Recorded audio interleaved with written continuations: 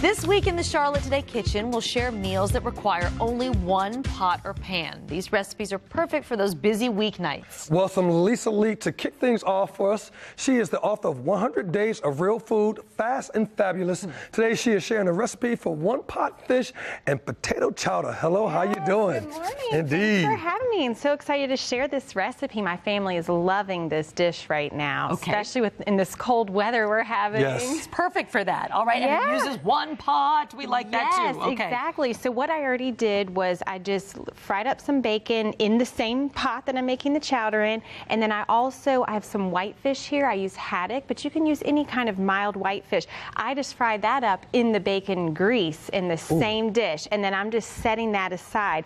Now what I have is half of an onion and 4 pieces of celery that I'm going to fry up in here, and you want to just do this till it gets softened a little. Let me turn up the heat.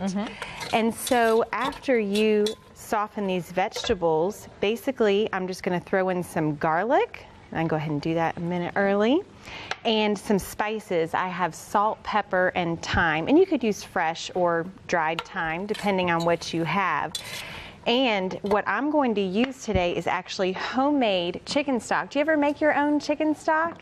I have not typically, no I don't. No, okay, well it is so much cheaper and tastes so much better, I think, than store-bought. So it looks a little funky, but basically what you do is you cook a whole chicken, and I like to do that in my crock pot.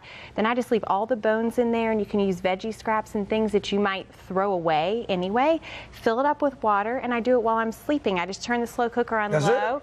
Cook it all night. I just put in some extra veggies and herbs, and then it's important to use freezer safe jars. So see how these jars go straight up and down? They don't have shoulders or anything. So I am going to throw in this broth. So then you've got this in your freezer, so when you need chicken broth, you've got it. And the important thing is when you're freezing is to label things. So I am just going to put in 4 cups of broth, and then I have the potatoes.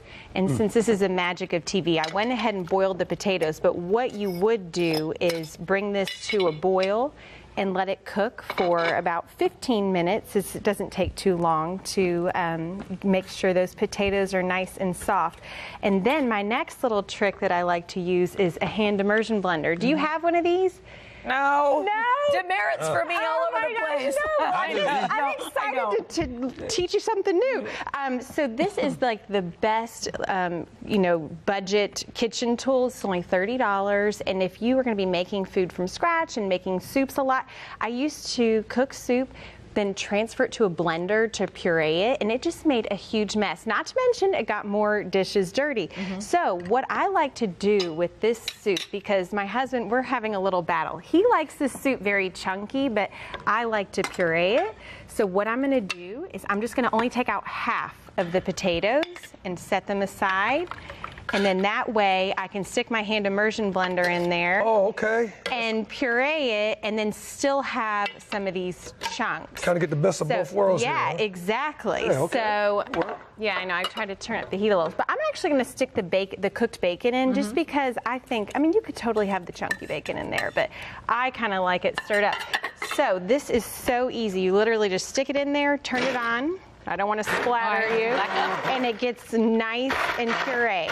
So then once you're done pureeing it, you're basically going to just add back in the fish, put in a half a cup of cream, and then here you have the finished fish and potato chowder. Do you guys want to try it? We will try it. I feel like this is one of those meals that's very easy, but it kind of has a restaurant quality to it. The finished dish does. It smells incredible and looks great. As we taste this, why don't you let everybody know about your appearance on The Doctors tomorrow? Yes. Tomorrow I am going to be on The Doctors. I flew out to LA a couple weeks ago. It was a whirlwind trip. I was literally there for just one night, and we did a little segment to basically kid test a few of the recipes from my new cookbook, and luckily they all gave it a thumbs up. I was a little nervous. It was not staged at all. Yeah, because kids will tell you the truth. I know, and it was their honest opinion. So anyway, it was a lot of fun, and I'm excited to finally see it tomorrow. Right. You're kind of a regular over there. Oh, They have you gosh. on that show quite a bit. Well, It's great. you know, I'm happy to go whenever they ask.